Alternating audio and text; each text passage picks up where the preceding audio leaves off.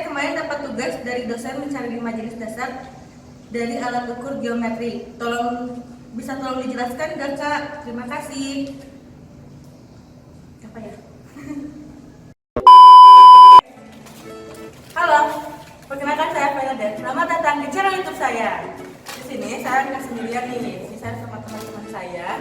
Ada Isti, ada Fahmi, ada Tapura, ada juga Miftah. Di sini saya mau ngadain Q&A. Jawab pertanyaan teman-teman yang udah komen di postingan Instagram saya di @pena_pratiwi di sini.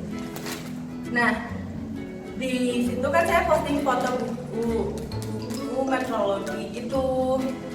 Kalau mau tahu postingannya apa, lihat di sini ya. Nah, situ udah ada beberapa pertanyaan dari teman-teman sekalian yang kepo tentang apa sih yang kita bahas di buku itu.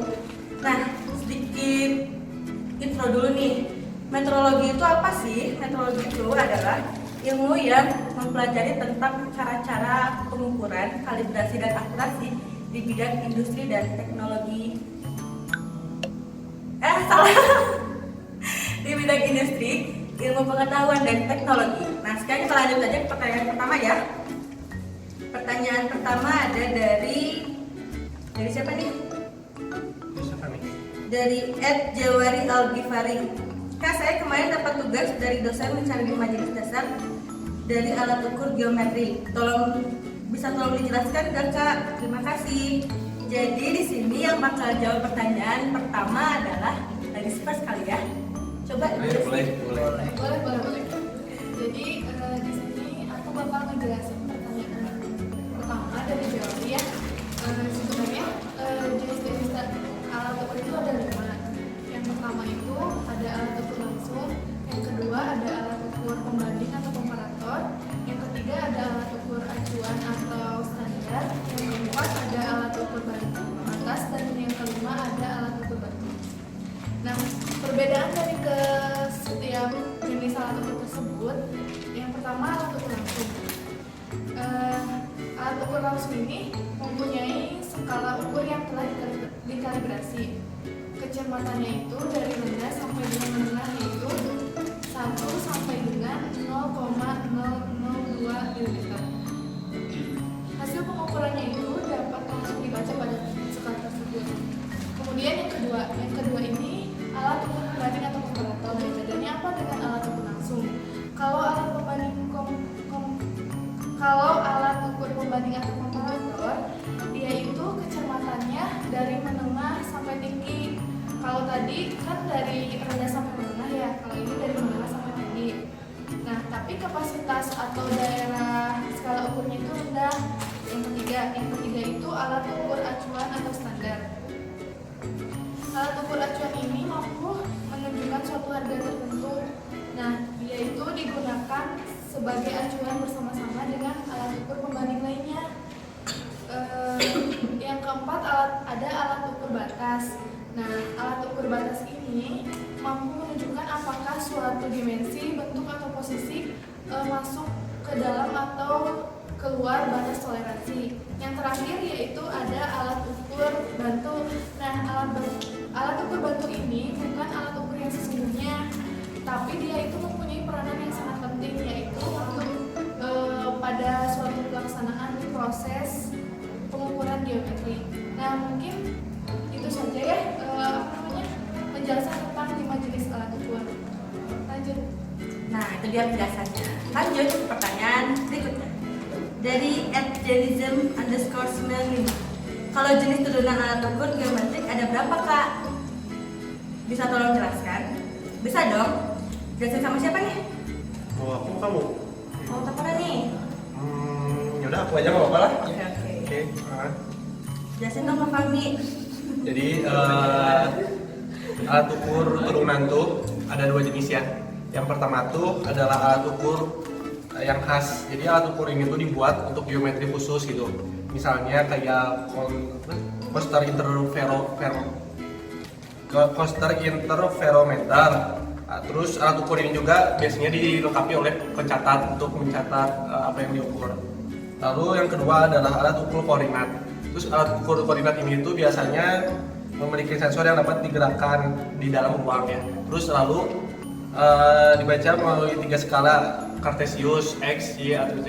Terus biasanya juga ada ini dilengkapi dengan sumbu putar. Lalu biasanya di dalam alat ukur koordinat ini pasti adanya penganalisis data supaya informasinya jelas seperti diameter lubang gitu dan lain-lain. Begitu sih.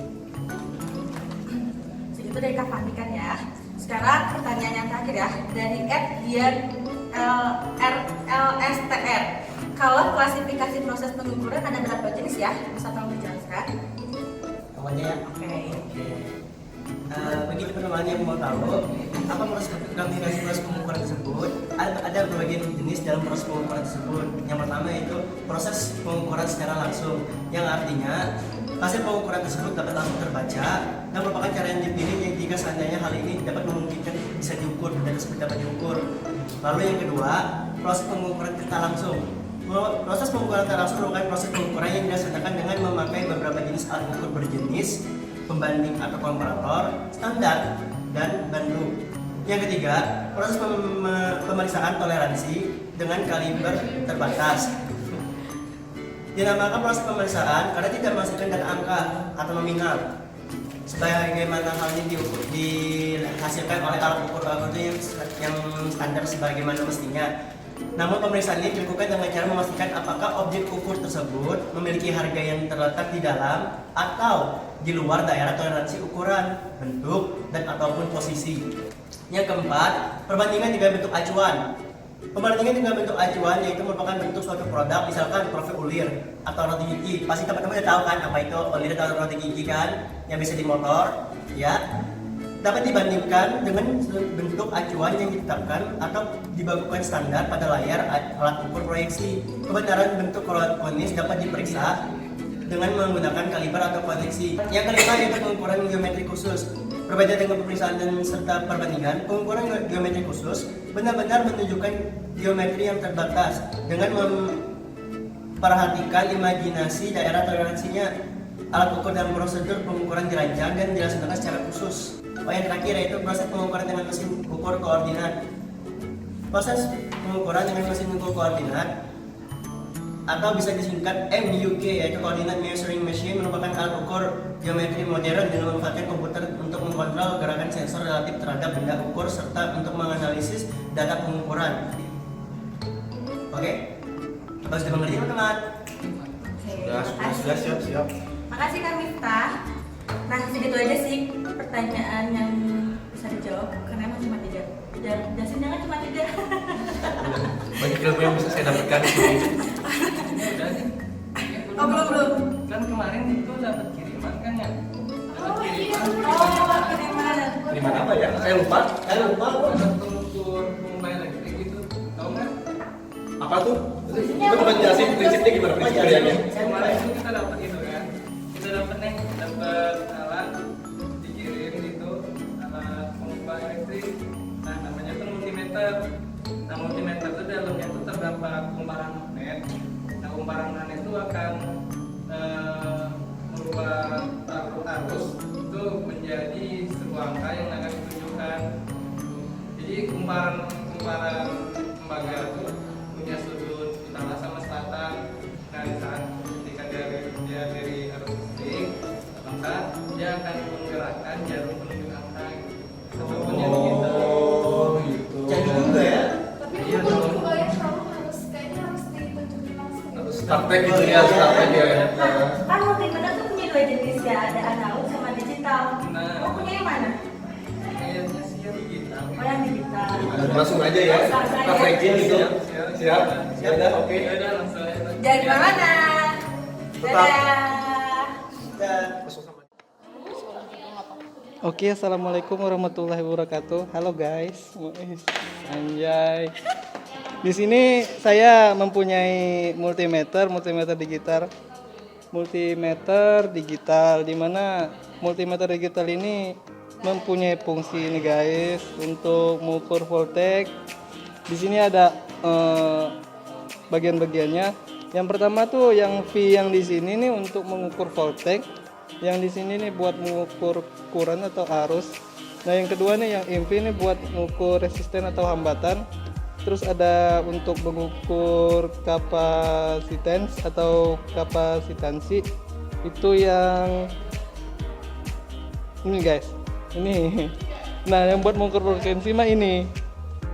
Nah ada juga yang buat mengukur indutens. Ada juga yang buat mengukur pengujian dioda sama transistor. Nah ini buat mengukur temperatur. Di sini ada bagiannya masing-masing guys, tergantung kita mau pakai yang mana. Nah di sini kita punya multimeternya. Di sini ada bagian displaynya, bisa dilihat teman-teman di sini. Nah oke. Selanjutnya langsung aja kayaknya saya demonstrasikan nih gimana sih cara makainya gitu. Nah pertama kita siapin dulu probe-nya. Untuk yang warna merah itu kan merah ini kan plus. Jadi langsung aja kita colokin yang di sini. Nah ini harus plus nih. Oke kita colokin. Yang hitam nih yang minus, jadi di sebelah kiri. Nah oke. Sebelumnya di Q&A kita udah bikin apa sih yang mau diukur gitu. Di sini saya punya baterainya mereknya Alkalin. Saya mau tahu nih, di sini tertera nih Alkalin nih dengan arus itu sebesar 1,5 volt. Nah saya pengen buktiin berapa volt yang tersisa, tegangan yang tersisa di baterai ini gitu. Oke kita onin aja.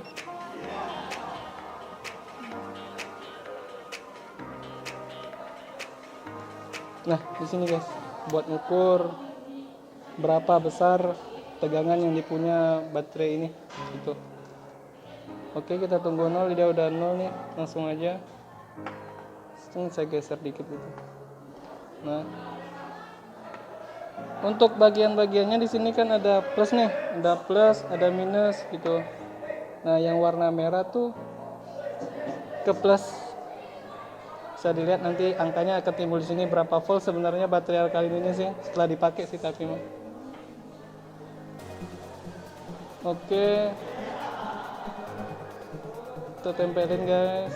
Ini ke plus ya yang merah, yang hitam nih ke minus. Nah, bisa dilihat di displaynya tertera angka 1,209 volt. Mungkin sekian review alat multitesternya. Buat pertanyaan-pertanyaan mungkin yang ada nanti bisa ditulis di kolom komentar. Terima kasih. Jangan lupa subscribe and like.